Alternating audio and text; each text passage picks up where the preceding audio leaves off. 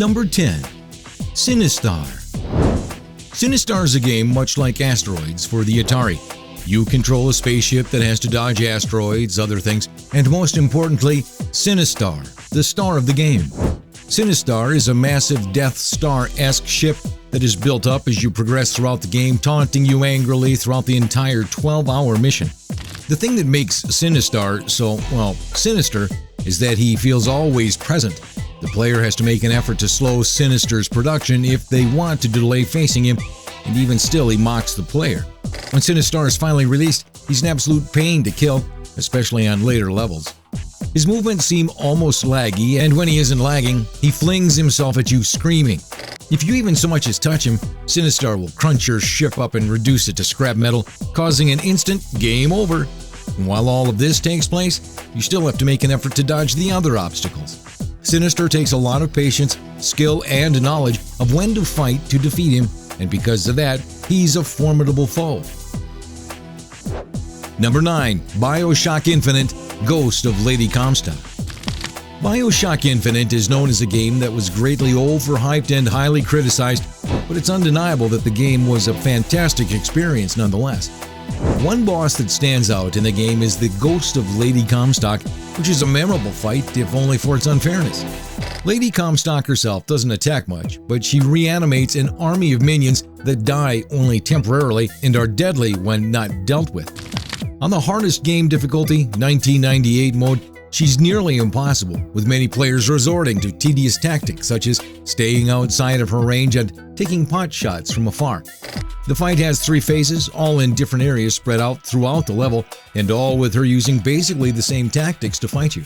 The differences in the areas change the strategies you must use to fight her, and most players end up dying multiple times before defeating her, even when using previously foolproof strategies.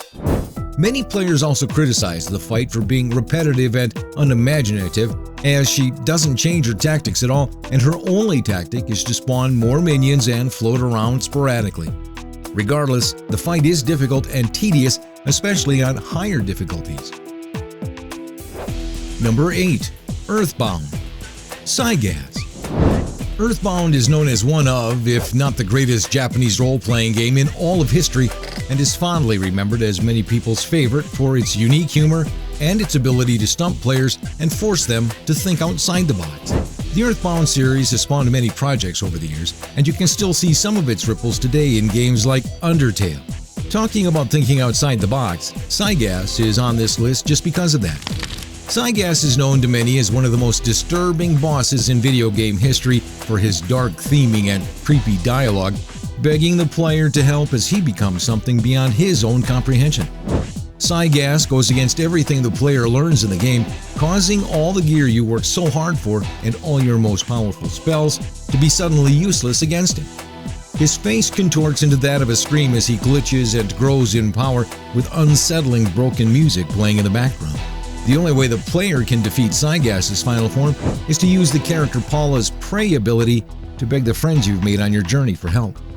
The crazy atmosphere and eeriness of this fight, as well as its use of an ability that is so far from the normal system, is what caused players to become stumped during the fight, and that's why it gets its place on this list. Number 7. Ghosts and Goblins. Satan. Some games are hard for different reasons than others. Some games have ridiculously hard, unbeatable bosses, while others take a ridiculous build-up to defeat. In the case of Ghosts and Goblins, it's both. Ghosts and Goblins is known as the hardest game in the NES library for ridiculous unfairness. The game only has 6 levels, but the player can only be hit twice before dying and having to restart at the beginning of the level. If the player picks up a weapon, their old weapon is automatically replaced by the new one. The problem is, certain weapons drop that completely ruin any chance of the player winning. In fact, pretty much every weapon besides the knife is near useless against certain enemies. Despite this, the game forces you to use the shield weapon in the final fight. What happens if you don't use the shield weapon, you ask? Well, you have to restart the final level, which is by far the hardest. Not only this, but upon defeating the final boss, the player is told they have to play through the entire game again twice in a row. Having to play twice through a game that is like Mega Man, Castlevania, and Ninja Gaiden combined, whilst only being able to take 2 hits, Well, it takes a will of steel and intense determination and persistence. Surely such a game would have a rewarding ending after all that hard work, right? Nope. The ending is 9 lines of text, all written in broken English, wishing you congratulations, because this story is happy ending. Talk about a letdown. Number 6. Metal Gear Solid Psycho Mantis. Psycho Mantis is remembered as one of the strangest boss fights in the Metal Gear series, as well as the most memorable. Psycho Mantis is a character with psychic powers, and he uses this to mess with the player in multiple ways. During the fight, Mantis will read the player's memory cards, telling them what game they played and if they saved often, and if not, will mock the player for it. He also displays his power by causing the controller to shake, breaking the fourth wall continuously. Because he can read your mind, the fight is designed to be, impossible. Well, the fight against Psycho Mantis isn't hard in itself, but it requires the player to do something incredibly strange that most players would never think of doing.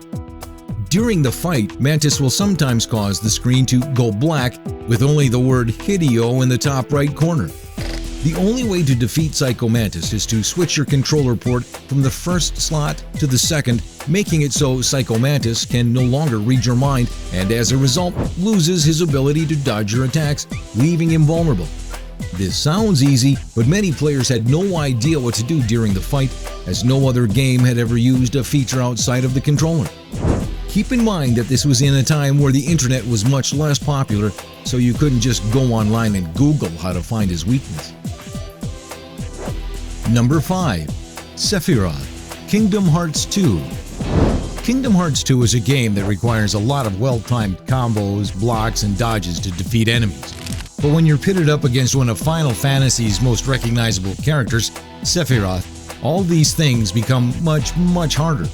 Sephiroth can easily one-hit under-leveled players, and as a result, Sephiroth stands out as a boss that most Kingdom Hearts players never end up defeating. Exact knowledge of Sephiroth's attacks, combos, and vulnerabilities, as well as calculated healing, is required to take him down. Sephiroth will repeatedly launch at the player, slicing them in half and almost always bringing them down to near-death levels.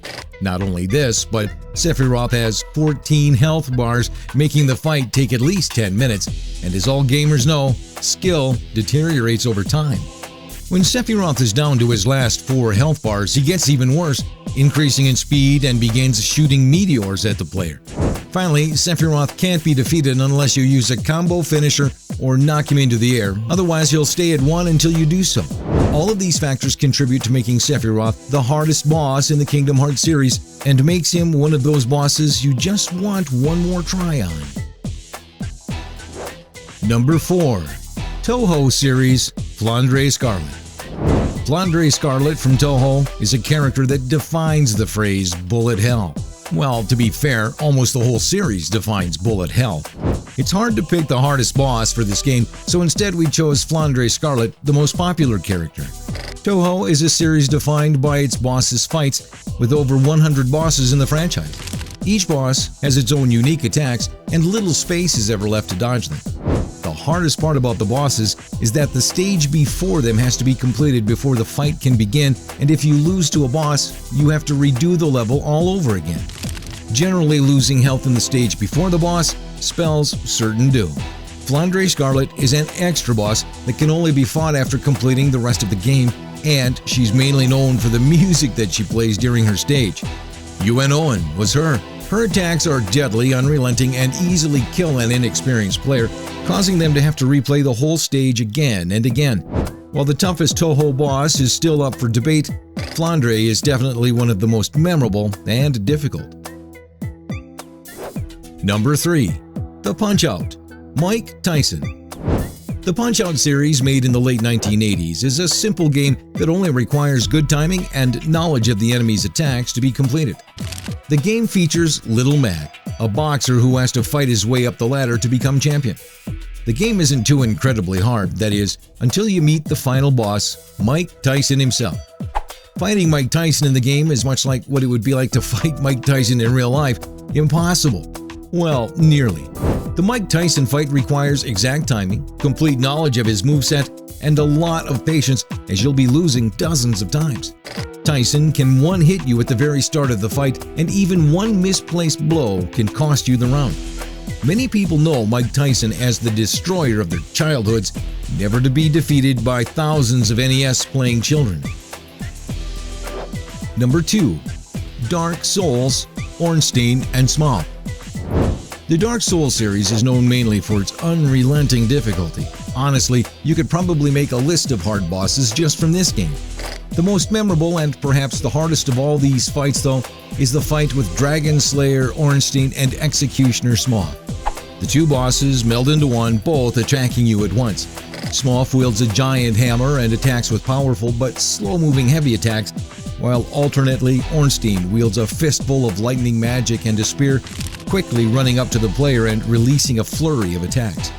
Together they make an incredibly hard boss fight, which most people haven't beaten without the help of a familiar, especially since after one of the bosses is beaten, the other is fully healed and given a damage and resistance boost. The only reasonable way to defeat them is to summon Solaire to distract one of the two bosses while you, the player, weave around and slowly break down the other. Many people cite the fight as being the most memorable moment in all of the Dark Souls franchise, and with its intense difficulty and atmosphere, it's no wonder why it's on this list. Undertale. Final boss, genocide ending.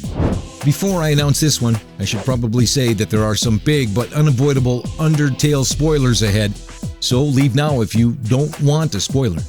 With the amount of Game of the Year lists Undertale is topping, it's no wonder that Sans the Skeleton is getting a mention on this list. While boss difficulty is subjective and many feel that he might not be the hardest boss on the list, the combination of skill, memorization, and thinking outside the box that the fight requires, as well as with the fight's connection to the game's mechanics, it's certainly the most impactful.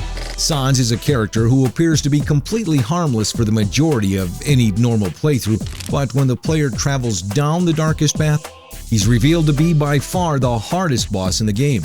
Sans uses powers that change how the game's mechanics work, making gravity take effect on the player and using a wide array of attacks, all more powerful than the last.